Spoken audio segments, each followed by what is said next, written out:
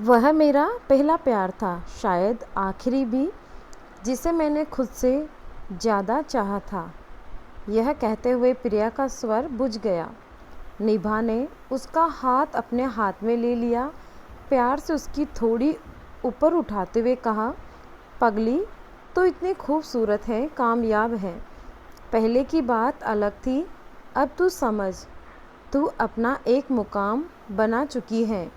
तेरे लिए तो रिश्तों की लाइन लग जाएगी। तू हाँ तो कर, मैं दुनिया का सबसे अच्छा जीवन साथी तेरे आगे लाकर खड़ा कर दूंगी। नहीं दी, 32 कंप्लीट कर चुकी हूँ। अभय के दिए धोखे के बाद अब हिम्मत नहीं होती कि किसी और पर भरोसा कर सकूं। सॉरी दी, मुझे आप माफ़ कर दीजिए। उसकी खूबसूरत आंखों में एक सुनामी ऊपर आई थी। निभा ने उसके हाथ अपने हाथों में पकड़ते हुए कहा, सब लोग एक जैसे नहीं होते। जीवन बहुत लंबा है प्रिया, अकेले काटना आसान नहीं होता। ज़रूरी नहीं कि जो हादसा एक बार हुआ वह ज़िंदगी दोबारा दोहराए। दी, मेरी हिम्मत अब ख़त्म हो गई है। वह सुबह उठी। देखना प्रिया, एक बार तुम्हें फिर से प्यार होगा। प्रिया खामोश होकर निभा को देखती रही। निभा उठ खड़ी हुई। अच्छा, मैं चलती हूँ, तेरे जीजाजी आने वाले होंगे। प्रिया उसे दरवाजे तक छोड़ने आई। अंदर लौटकर उसने घर लॉक किया और घर में एक अजीब सा सन्नाटा पसर गया। काम वाली आज नहीं आई थी। उसने अपने लिए 2 रोटी बनाई, रात की सब्जी फ्रिज में रखी थी, उसे गर्म करके प्लेट में डालकर डाइनिंग टेबल पर बैठ गई। एक निवाला तोड़कर गले में डाला तो ऐसा लगा कि गले में अटक गया हो। थोड़ी देर तक इधर उधर देखती रही, फिर धीरे से सीने पर हाथ मलते हुए सोचने लगी, माँ, तुम इतनी जल्दी क्यों चली गई? देखो तुम्हारी बेटी कितनी अकेली हो गई है। आंखों से आंसू निकलते रहे। वाकई इंसान कितना अकेला हो जाता है जब उसके रिश्ते दूर निकल जाते हैं। निभा उसकी बड़ी दी है, उससे 5 साल बड़ी। वह 2 ही बहनें हैं। पिता की मृत्यु जब प्रिया 7 साल की थी तब हो गई थी और माँ की मौत 8 साल पहले हुई। माँ अपने अवसर बेटी के सुख को ज़्यादा नहीं जी पाए। माँ ने घर के खर्च को बहुत मुश्किल से चलाया था। निभा दी बेहद खूबसूरत और सलीम स्वभाव की थी तो उनका रिश्ता अच्छे घर में हो गया। वह भी खूबसूरत थी, जॉब के लिए तैयारी कर रही थी। तभी उसकी ज़िंदगी में अभय आया, जिसकी मीठी बातें उसके दिल में जगह बन गई। अभय का हर कदम पर उसका साथ देना, उसकी परवाह करना उसे अलग ही दुनिया की सैर कराने लगा। ऐसा नहीं था कि वह बेवकूफ़ थी, पर मोहब्बत में आकर बेवकूफ़ बनने लगी थी। अभय का इंटेंशन उसे तब समझ आया जब वह अकेली उसके साथ घूमने गई। अभय ने जिस तरीके से उसे छुआ था, वह समझ गई थी कि उसके इरादे क्या हैं। बहाना बनाकर उसने किसी तरह खुद को बचा लिया था।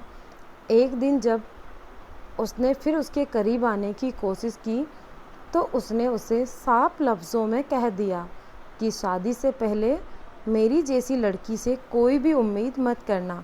वह झुंझला उठा और तेज़ी से वहाँ से निकल गया था। फिर एक दिन हुआ यूँ जो उसने सपने में भी नहीं सोचा था।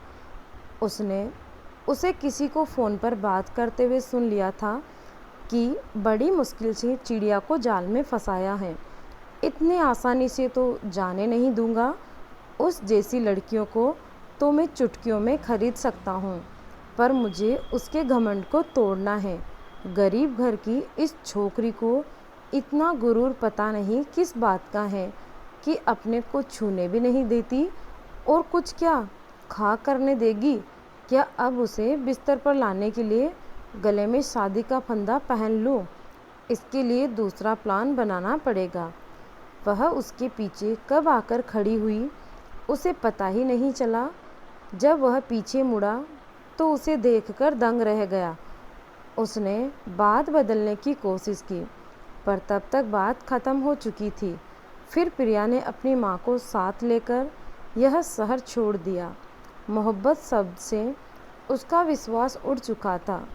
अब तो वो दशहर थी, तो कुछ करने की, ज़िंदगी में कुछ बनने की पूरी मेहनत लगन से वह एग्ज़ाम की तैयारी में जुट गई। आखिरकार उसकी मेहनत रंग लाई और उसका चयन इंडियन रेवेन्यू सर्विस में हो गया था। धीरे धीरे उसने अपनी लाइफ में वह सब कुछ हासिल कर लिया जिसकी उसे चाह थी। कई साल गुजर चुके थे, वापसी हुई थी उसके अपने शहर में, पर अब वह बिल्कुल अकेली थी। पर यहाँ दी का घर भी था। दी चाहती थी कि वह उसके साथ आकर रहे, पर वह अलग रहना चाहती थी। इस शहर को दोबारा से महसूस करना चाहती थी, इसीलिए उसने अलग रहने का फैसला किया।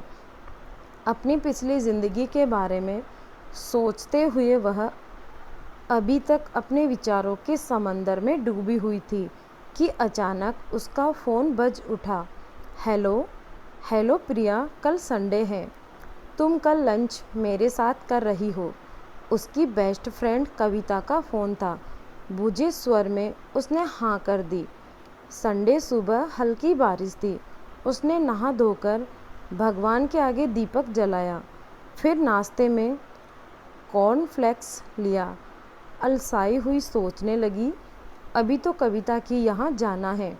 अलमारी खोली, उसमें से ultra marine colour blue colour का सूट निकाला, tie and the white colour का मोतियों की लिस्ट ज़्यादा दुपट्टा ओढ़कर, वाइट कलर की बिंदी लगाकर खुद को शीशे में देखकर अपने हल्के सुनहरे बालों को खुला छोड़ दिया, मानो वह अपनी खूबसूरती से बेपनाह थी।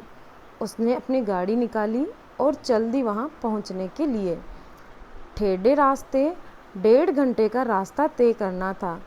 यह खूबसूरत टेढ़े मेढ़े रास्ते हमेशा उसकी पसंद थे। रास्ते में एक जगह पर उसने गाड़ी रोक दी। खूबसूरत पिंक कलर के जंगली गुलाब की झाड़ी देखकर वह मंत्रमुग्ध हो गई। ताजी ठंडी हवा उसके गालों को छू रही थी। तभी एक गुरु गंभीर आवाज़ ने उसका ध्यान भंग कर दिया। ए मैडम, बीच रास्ते में गाड़ी क्यों रोक दी? वैसे ही इतना सकरा रास्ता है, लगता है आप किसी की जान लेकर मानेंगी। कौन था वो, जानने के लिए देखिए अगला भाग।